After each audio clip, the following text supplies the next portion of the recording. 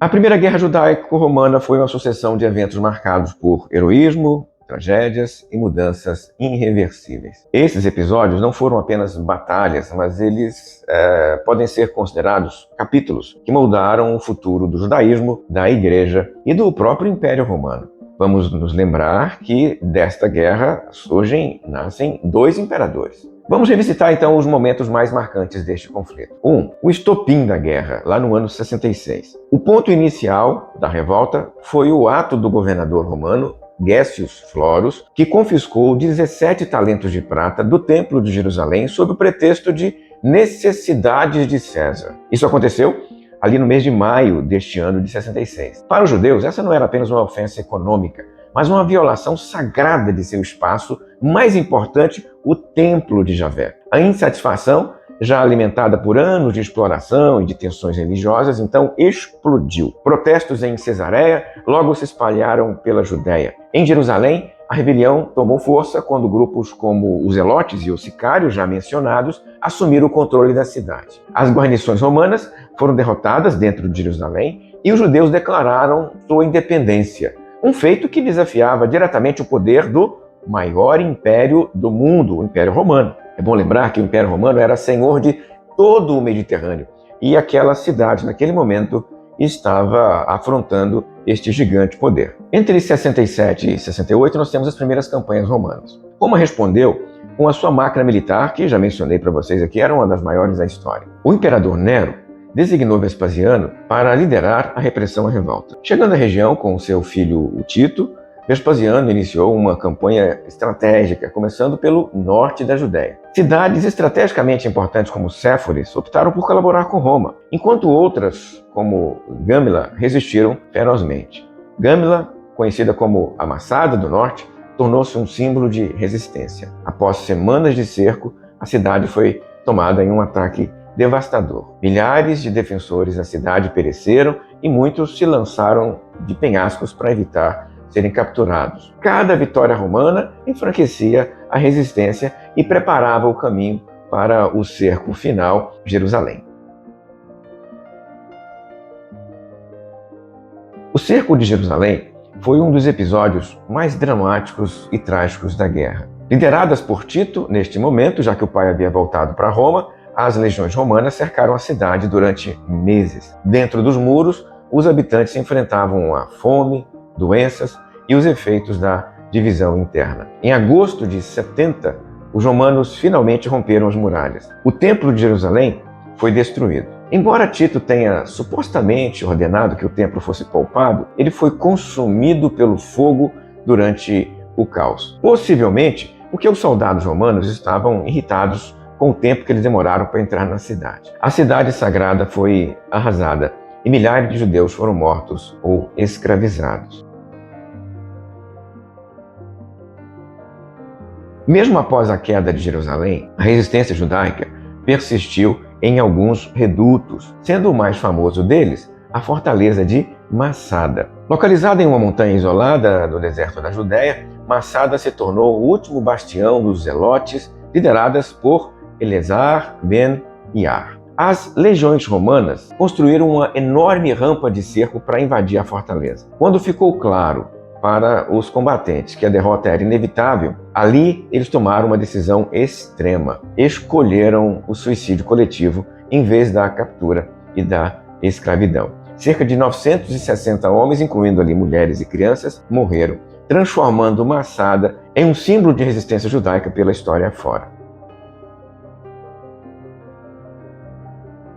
A guerra foi mais do que um conflito militar. Ela marcou o fim de uma era para o povo judeu, redefiniu o curso da história da Igreja e fortaleceu o próprio império de maneiras que ressoaram pelas décadas seguintes. Para o povo judeu representou o fim de uma era. A destruição do templo em 70 foi o ponto central de uma transformação irreversível na história judaica. O Templo de Jerusalém era mais do que um local sagrado, era o centro da identidade espiritual, econômica e social deste povo. A sua destruição forçou uma reorganização completa da vida religiosa dos judeus. Sem o templo, o foco se deslocou para as sinagogas e para o estudo da Torá, que se tornaria a base da prática religiosa pelos séculos seguintes. Com a guerra, centenas de milhares de judeus foram mortos e outros milhares vendidos como escravos ali pelo Império Romano afora. Essa dispersão marcou o início de um longo período de diáspora que moldaria a identidade judaica como um povo sem pátria, mas profundamente unido por sua fé e por suas tradições. A destruição do templo também marcou o declínio da liderança sacerdotal, que agora foi substituída por estudiosos e rabinos que ajudaram a preservar e adaptar a religião às novas circunstâncias. Essa mudança garantiu a sobrevivência do judaísmo, mesmo em meio à diáspora, à dispersão. Dentre os partidos religiosos judaicos, os fariseus e os discípulos de Jesus foram os únicos que continuaram sua existência após a guerra.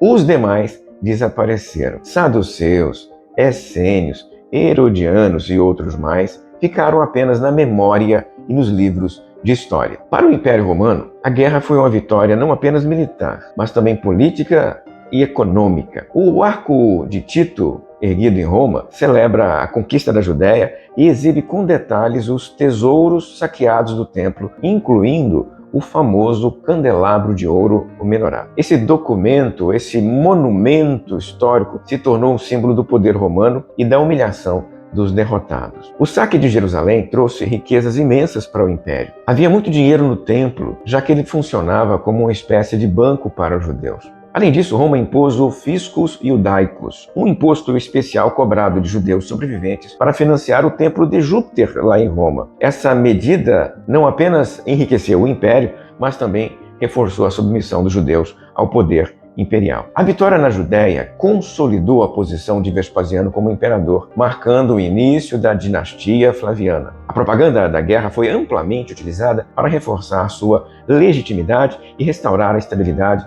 após o caos daquele ano 69, que começou com a morte do Nero, mas teve outros candidatos ao trono se sucedendo até a chegada de Vespasiano. Para o movimento de Jesus, é preciso apontar que isso significou também uma nova realidade. Este movimento, que ainda era uma pequena seita judaica, ali antes de 70, e ainda não se entendia separado do judaísmo, foi profundamente impactado por esse conflito. Eusébio de Cesareia relata que os membros da Igreja de Jerusalém fugiram da cidade antes do cerco, buscando refúgio em Pela, na Transjordânia. Essa fuga foi associada às palavras de Jesus que previram a destruição da cidade. A destruição do templo e a dispersão judaica aceleraram ainda a separação entre os discípulos de Jesus e os demais judeus. Sem o templo como um elemento unificador, este movimento, que é o movimento de Jesus, ganhou maior adesão entre os gentios, se solidificando como uma religião distinta e se transformou de vez, no fim deste primeiro século, no cristianismo como nós o conhecemos. Os seguidores de Jesus viram a guerra como o cumprimento das profecias bíblicas, incluindo as palavras de Jesus lá no sermão profético de Mateus 24, como uma profecia sobre a destruição de Jerusalém. Uma das representações mais duradouras da vitória romana na Judéia é o Arco de Tito em Roma. Esculpidas em relevo estão cenas de soldados romanos carregando os objetos sagrados saqueados do Templo de Jerusalém. O candelabro de ouro, a menorá, e as trombetas de prata, a mesa dos pães e outras coisas estão ali marcadas naquele Arco de Tito. Essas imagens simbolizam a vitória de Roma e a submissão dos judeus. Uma coisa curiosa nesse sentido é o destino desta menorá. O paradeiro dela e dos demais objetos sagrados que foram saqueados do templo permanecem um mistério. Há teorias que sugerem que eles foram destruídos, que eles foram escondidos ou até mesmo levados para alguma outra cidade importante do Império. Mas esse enigma continua a intrigar historiadores e arqueólogos. Uma outra coisa, Massada. Massada é uma das histórias mais emblemáticas da resistência judaica. O relato de Flávio Joséfo conta que, ao perceberem a inevitabilidade da derrota, os defensores de Massada, liderados por Eliezer Ben-Hai, optaram pelo suicídio coletivo. Alguns estudiosos, entretanto, questionam a veracidade do relato de Joséfo, argumentando que ele foi dramatizado, enfeitado para impressionar seus leitores de Roma. De qualquer forma, Massada se tornou um símbolo de coragem e sacrifício no imaginário dos judeus. A fortaleza de Massada foi declarada em 2001 Patrimônio Mundial pela Unesco, destacando a sua importância histórica e cultural. Ela representa a luta pela liberdade e a determinação de um povo em defender a sua identidade, mesmo diante da destruição iminente. Se você gostou desse vídeo, dê o seu like, inscreva-se no nosso canal e compartilhe o vídeo com alguém que tenha interesse neste conteúdo. Eu tenho alguns cursos no formato EAD preparados especialmente para quem gosta destes assuntos. Você gosta de coisas desse tipo? Então, vem estudar comigo. O link para a inscrição está na descrição deste vídeo e no primeiro comentário fixado. Até a próxima, se Deus quiser.